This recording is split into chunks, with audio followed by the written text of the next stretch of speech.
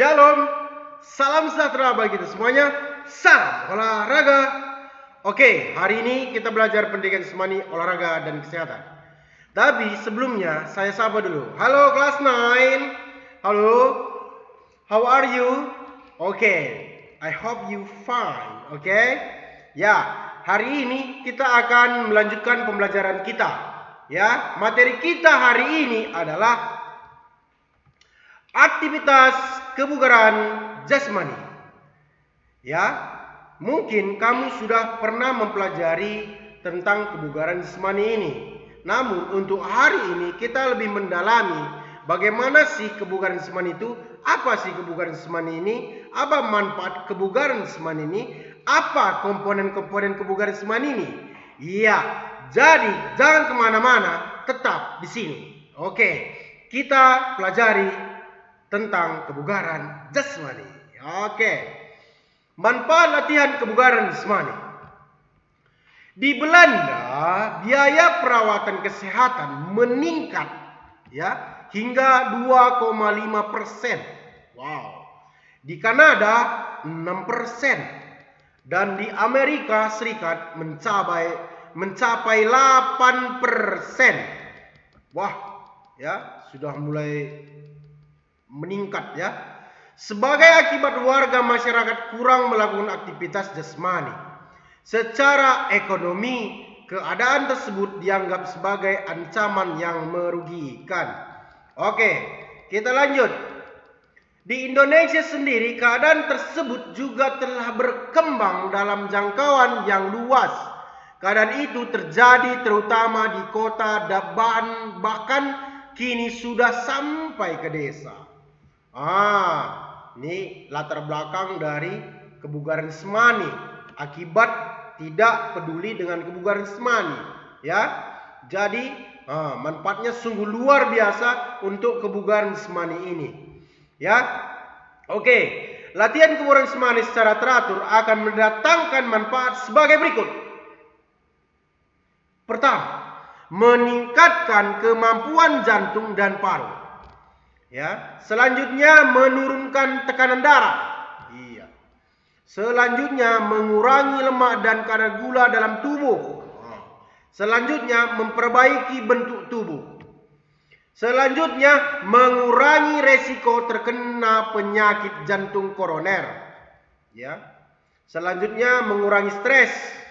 Selanjutnya meningkatkan rasa kebahagiaan. Iya. Itu yang terpentingnya, bahagia.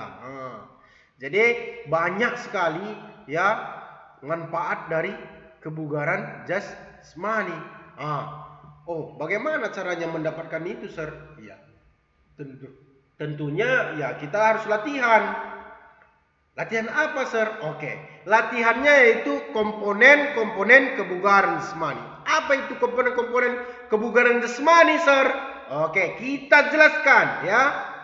Kebugaran jasmani adalah kesanggupan dan kemampuan tubuh melakukan penyelesaian atau adaptasi terhadap pembebasan fisik yang diberikan kepadanya atau dari kerja yang dilakukan sehari-hari. Selanjutnya tanpa menimbulkan kelelahan yang berarti. Setiap orang membutuhkan kesegaran jasmani yang baik agar ia dapat melakukan pekerjaannya dengan efektif dan efisien. Jadi kita ini semuanya ya yang berada di ruangan ini atau di kelas ini ya perlu sekali ya tahu ya manfaat dari kebugaran jasmani ini dan kita latih begitu ya. Oke. Kita lanjut. Komponen-komponen kebugaran jasmani adalah faktor penentu derajat kondisi setiap individu. Benar ya. Seseorang dikatakan bugar jika mampu melakukan segala aktivitas kehidupan sehari-hari tanpa mengalami hambatan yang berarti dan dapat melakukan tugas berikutnya dengan segera. Ini dia. Jadi ketika kita melakukan aktivitas ya, walaupun itu cukup lama kita kerjakan, namun itu tidak menjadi penghambat bagi tubuh kita ya untuk melakukan kegiatan yang selanjutnya. Nah, itu berarti kita sudah tandanya ini kita sudah bugar. Ya, oke? Kita lanjut. Apa sajakah komponen-komponen kebugaran jasmani? Ini intinya nih. Jadi perlu sekali kita tahu apa saja komponen-komponen kebugaran jasmani itu, ya. Kalau kita sudah tahu, maka kita akan latih satu persatu, ya. Apa saja? Oke, kita jawab ya. Yang pertama adalah strength atau kekuatan, yang kedua speed atau kecepatan, yang ketiga flexibility ya, atau kelenturan, yang keempat agility atau kelincahan, yang kelima endurance atau daya tahan. Kita terangkan satu persatu. Kekuatan adalah kemampuan otot terhadap suatu ketahanan akibat suatu beban. Contohnya begini, ketika kita mengangkat meja, ya, mengangkat meja, menggeser meja atau memindahkan meja, itu membutuhkan yang namanya kekuatan.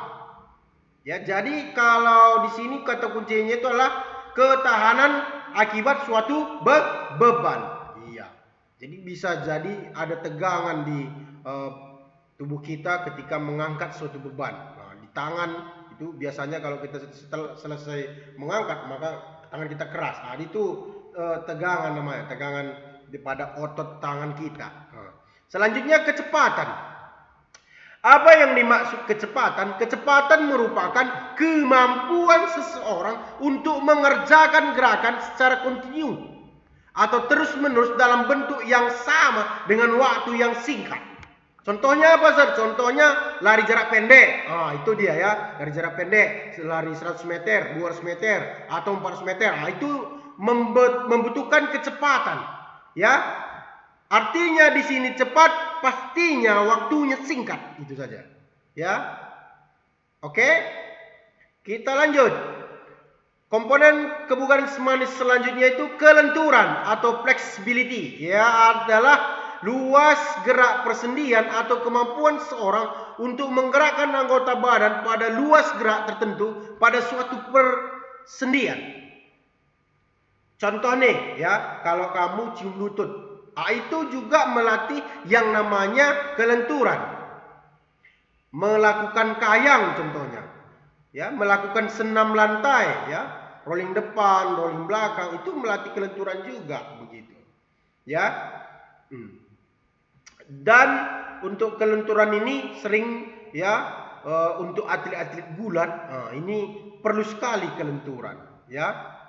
Itu dia. Oke, selanjutnya adalah kelincahan. Apa itu kelincahan, Sir? Oke, kelincahan adalah kemampuan seseorang mengubah posisi pada area tertentu dengan cepat. Ini ya. Jadi olahraga yang biasanya melakukan ini, kelincahan ini ya, sering dilakukan di bulu tangkis, pemain bulu tangkis. Bisa kita lihat ya, butuh sekali pemain bulu tangkis, butuh sekali yang namanya kelincahan. Kenapa? Begitu dia tidak lincah maka kok akan jatuh di daerahnya.